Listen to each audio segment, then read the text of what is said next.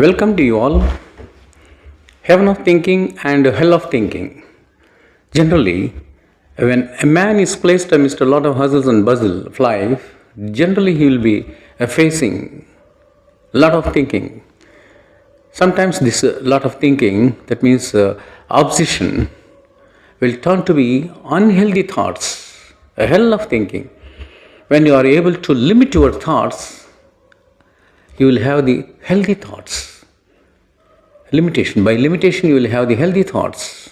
So, before differentiating between these heaven of thinking and hell of thinking, let me have a reference to the greatest dramatist and the poet of the world, not only in the past, even today for that matter, William Shakespeare. What he says is, there is nothing like good or bad, only thinking makes it so. Very beautiful line. So, there is nothing good, nothing bad. See, it's only our thinking. For example, what is good to you may be perceived to be something bad to me. What is good to me may be perceived to be something bad in your opinion. So, vice versa. So it all depends upon our way of thinking. It all depends upon our perception. This is what Shakespeare says. And the next greatest poet, writer in the world is John Milton. In his valuable book Paradise Lost, that is his masterpiece, magnum opus, here he says, mind is its own place, in itself can make a heaven into hell, a hell into heaven, he says. That means everything lies in our mindset. You can, with your mindset, you can make heaven into hell, and hell also you can make it heaven. It all depends upon your mindset, he says. Of course, it is Greek philosophy. Now come to heaven of thinking and hell of thinking. So we should not let our thoughts go astray. That means infinite. We have to control. Even if you are placed amidst the hustle and bustle of life, lot of complication in your life, you have to maintain some stoicism, stoic frame of mind, stoic philosophy. As in the case of Lord Rama, what Sri Rama has done. Let us recollect it. When he was ordered to leave the palace for a forest, a very critical time. And at the same time, another incident is when Sita was abducted by Ravana. So during these critical moments, he did not lose his mind and heart, controlled himself, allowed his thoughts to certain limited genre. He did not allow his thoughts to go astray unlimitedly. No. Then you will have heaven of thinking. That means the time will be solving the problem some day or the other. And when we come to this hell of thinking, sometimes some persons will be allowing his thoughts astray without any limitation. Even for small things, ordinary things, small problem also, they will be worried, bewildered.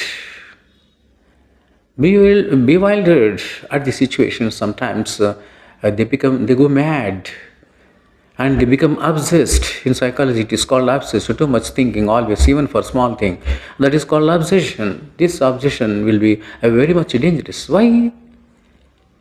There is a proverb in Sanskrit that is too much of anything is dangerous. That is ati sarvatra varjayet. Why that? Too much thinking, hell of thinking. Why? Okay, let us take the reason. Let us trace out the reasons as to why this hell of thinking. The thinking will become obsession, because when man is placed amidst some hustle and bustle of life, predicaments, what to do, what not to do, some kind of a predicament, a complication. For example, Ravana was placed amidst some predicament, whether to leave Sita or to allow Rama for his own guilt. What to do? When Mandodari advised, he could not take any action. She advised him, no, better you leave that woman. She is very good woman of chastity, pious woman. let's maintain the sublimity because you are a great Brahman in this area. Then he was placed in a very, very severe predicament. What to do, whether to do or not to do. That is called predicament. And hard situations, for example, complications or suppose that is a fissure in friendship, conflicts in human relations with our own family members, sometimes a severe conflict. Then we will have a lot of thinking, obsessions, too much thinking. And another example, I would like to say that even one narcissistic fellow, mentally disordered fellow, will do to completely spoil the family. One deviant woman will do for the complete destruction of the family. Just like a woman like Kaikeyi. That woman, that deviant woman, nowadays not only gents, even women too are becoming deviants. See, one man is a drunkard, for example. Let us take one example. A drunkard, without taking care, without giving even any amount, even he is not providing even essential commodities, not giving money to wife and children, allowing them to spoil themselves, leaving them to fate. No, even that one drunkard will do to spoil the entire family. In the same way, one deviant woman, a degraded woman, will spoil the complete family. Okay, under these situations, man will become obsessed. He will be given to too much thinking. Exactly good. But then we have to maintain the balance. We have to maintain that stoic approach. We have to adapt it. Then our thoughts will not go astray. If you get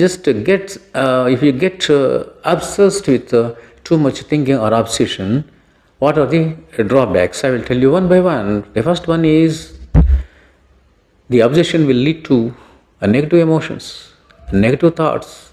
Mind will be corrupted, oscillating and wavering ideas and thoughts, and indecisive planning. That means you can't take any decision properly. Apart from these things, physically also, you lose the grace on your face. Your eyes will go very deep. As a Shakespeare says, all villains who are given to obsession, their eyes will go very deep. So don't believe them, he says. And your behavior will be generally, the person who has that obsession will have the eccentric behavior. Way of talking is also not good. And Plato says one thing, if you have that too much thinking, that too much thinking will sap your soul. It saps, no doubt it saps your soul. That means just like cancer, it will happen. Your soul will be corrupted, it will be spoiled, he says. Plato says. So now come to that, how to maintain that heaven of thinking and how to away from this hell of thinking. So if you want to maintain that heaven of thinking, first of all, you must have the contentment, self-satisfaction for each and everything, whatever that is, whatever you are given or blessed with by the grace of God, you must feel satisfied. And the second one is a compromise with the life. At every stage you have to compromise. That is the only panacea. And the third one is beauty of life. You must be able to see beauty at every stage in your life. Only thing is you must have the aesthetic sense. And one great, not a psychologist, so apart from psychologists, even philosophers say one thing, and that is, question is this, who is a great genius? The answer is, the psychologists and the philosophers said like this, the person who finds the greatest happiness in the smallest things, he is a genius. Suppose you are able to enjoy one beautiful song, you are able to enjoy one movie happily, and you are able to share your happy moments with your friend, bosom friend. It's a great pleasure. Suppose you are able to enjoy and share everything with your life partner. It is the beauty of life. Suppose you are able to enjoy different objects of nature in the world. It is a beauty. So only thing is, you must have the aesthetic sense. So beauty of life, you must see at every stage. If you are provided with these three graces, no doubt, definitely your thoughts would be good, healthy thoughts. And that is nothing but a heaven of thinking.